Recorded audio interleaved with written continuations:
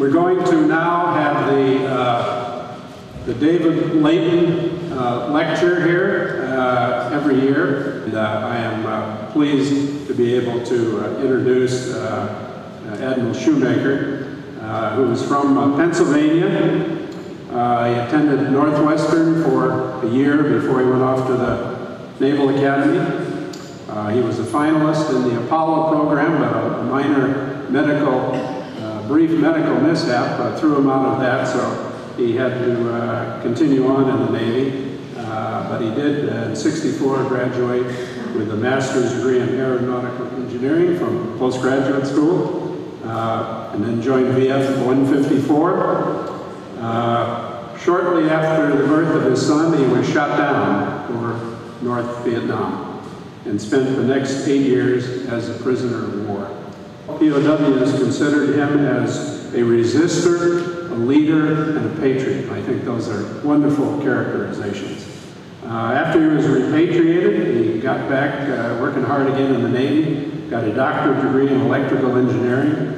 As a captain, he was the program manager for smart missiles. Then he was promoted to Admiral, became superintendent of the Naval postgraduate school, and then went on to coordinate research efforts in the Pentagon. When he retired in 1989, he taught at George Washington University and was an associate dean out at the University of North Dakota. So he's a famous man in many respects, a man of great courage, a man of great endurance, and he has some remarkable things to tell us here. But I think thank you very much, Admiral. This introduction may be longer than my speech, but I hope you're enjoying your tour around the museum as much as I am today. You know, once an aviator, always an aviator, so with minor apologies, you know, I just really enjoy the aviation aspects of this museum. The Ready Room brings back a lot of memories.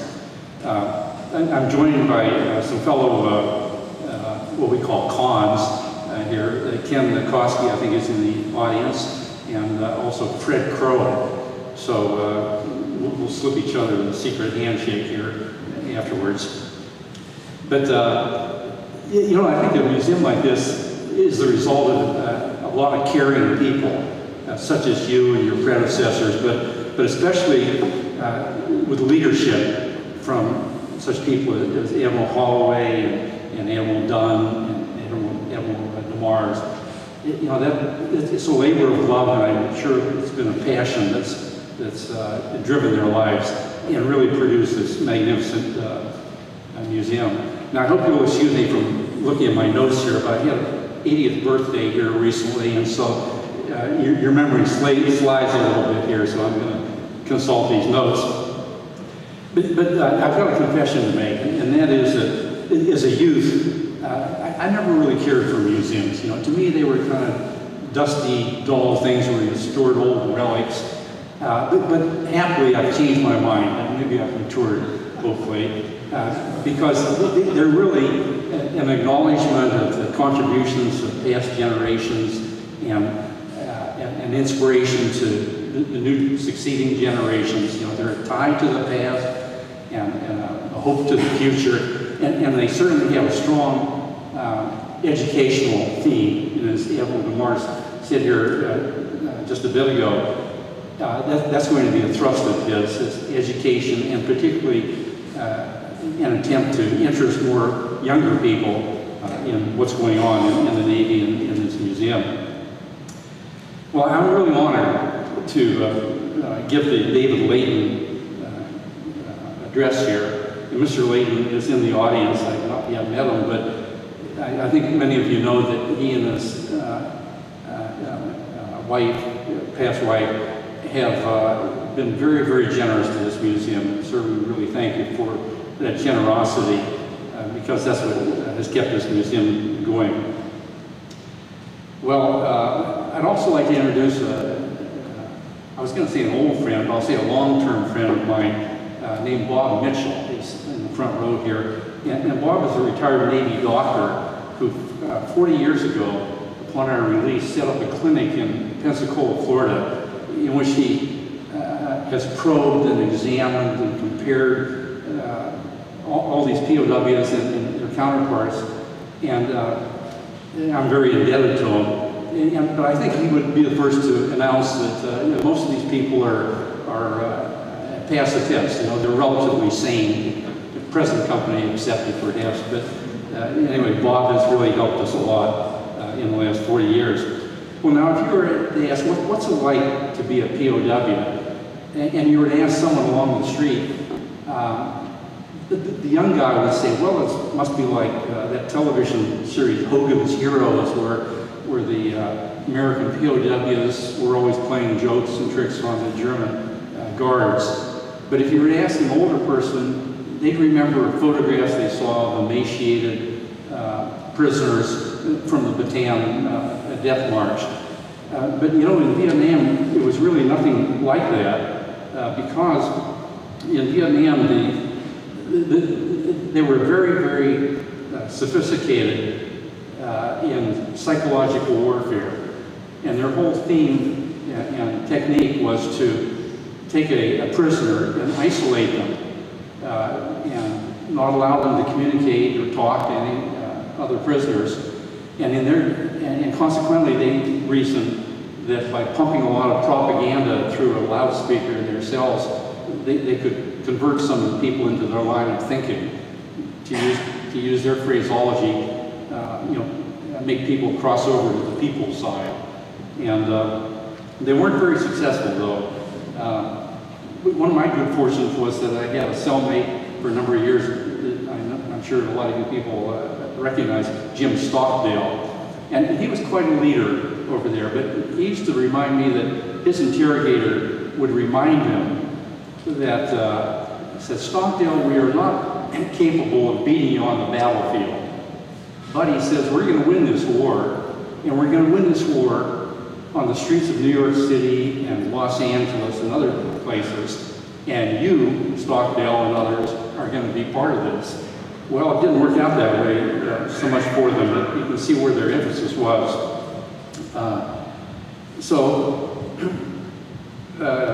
I'm reading my notes again. What really helped thwart the Vietnamese efforts was this communication system that we developed by tapping on the walls, and therefore we were able to establish contact and help each other and counteract the propaganda that was being forced down our throats.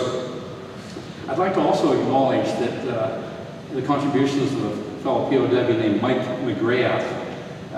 He discovered that he had an a latent artistic talent over there. Actually, in solitary confinement, he had a lot of boils and they oozed blood and pus. And so he was able to take those fluids and draw a ram's head on the wall of his cell. And he went on with his artistic career by memorizing certain scenes, and then upon his release he published them. And so you're going to see in a short time a film, a 6-minute film on the other side of the museum that has some of McGrath's drawings in it, and they're quite descriptive. And by the way, I think the smartest thing I ever learned in the Navy was never to get in between a sailor and the chow line.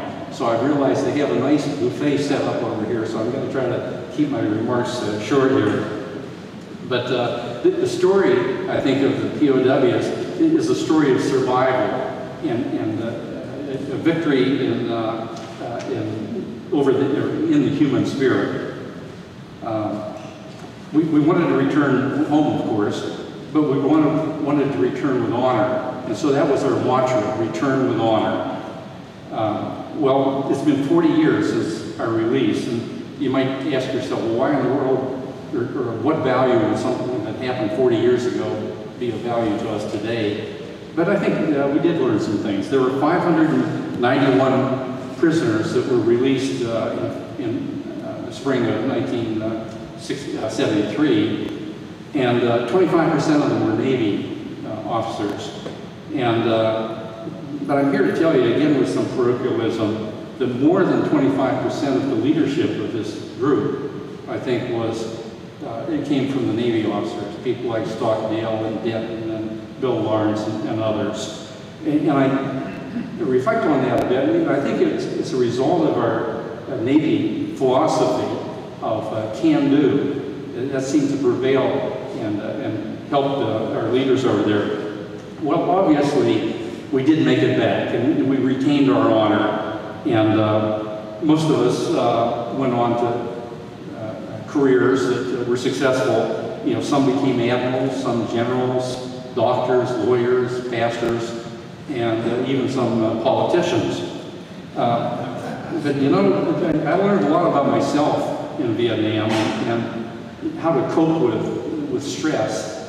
And you don't have to be a POW to undergo stress. You know, everyone in this room has undergone stress of some form, and there's probably more stress to overcome. But I learned about 7 lessons over there, 7 take-homes, and one of them is it's really important to communicate. Certainly, we have better means than just tapping through walls now with your iPhones and iPads, but it's really important to get your thoughts out and to listen to other people's thoughts. You know, I'm sure how that the reason this museum got to be so elegant is that they bounced ideas back and forth. It's not just a one-man operation. A second thing I learned in coping was you've got to keep the faith. You know, keep the faith in your country, in God, in the Navy, in yourself, and that helped get us through. I learned to really reinforce my belief that our governmental system of democracy is the best that's yet been invented, and I've learned that our economic system of free enterprise really promotes individual risk-taking and motivation.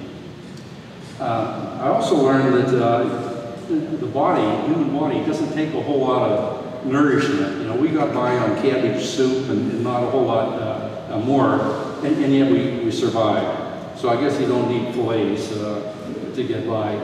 I learned too that the power of the human brain is immense. You know, more than you give it credit for. We're probably only using 10% of it because we were able to reconstitute logarithmic tables and all kinds of engineering backgrounds, and in memory, you're capable of memorizing gigabytes.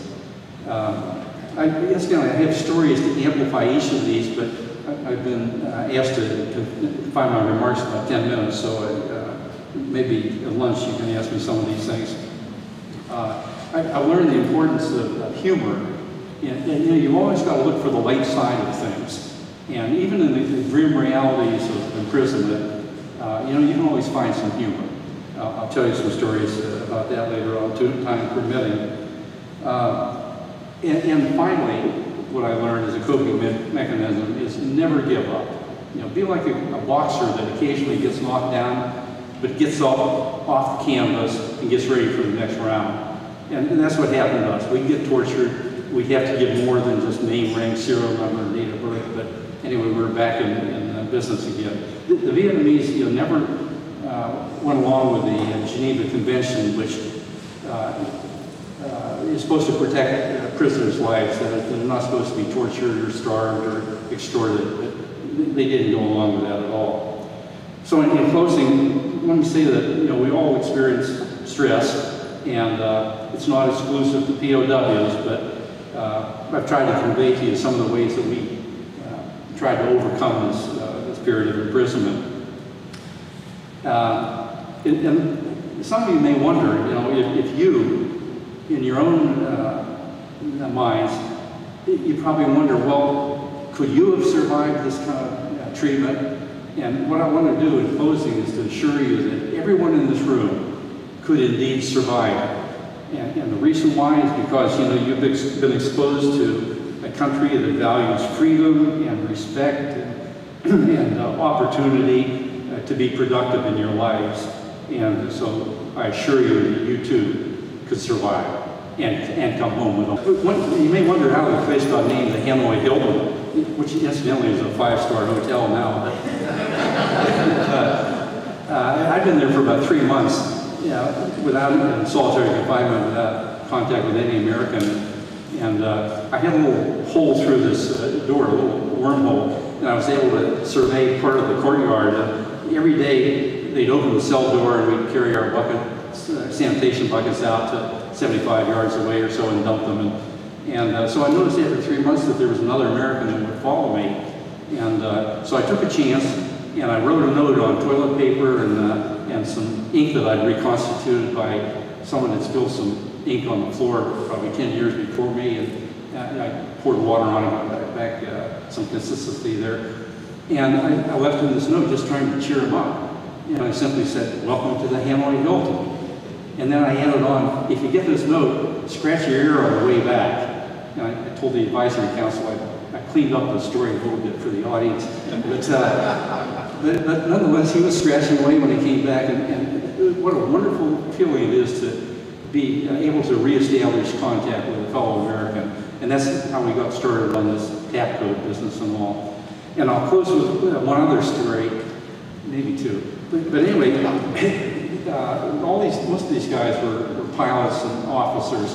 But there was one guy from Clark, South Dakota. He was an E2, one step up from the bottom in the Navy in rank. And I don't think they know how to spell Navy out there in South Dakota. But anyway, this guy was a wonderful guy. And he had a photographic memory. And so he memorized all the names of the 591 POWs.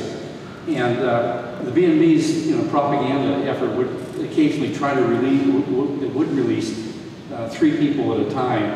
And Hegdell said, it was the guy's name, said, "No, he's not going to accept it." Well, this senior guy at camp said, "No, you have all this information," because not only had he remembered the names of all these prisoners, and that was important because the Vietnamese only released about 1 out of 3 names, and consequently, there were a lot of wives that remarried, and it's kind of a sad story. So it was important to get these names out. So Hegdell not only memorized the names, he remembered the hometowns of the people, their next of kin, the telephone numbers. It's a marvelous bit of memory.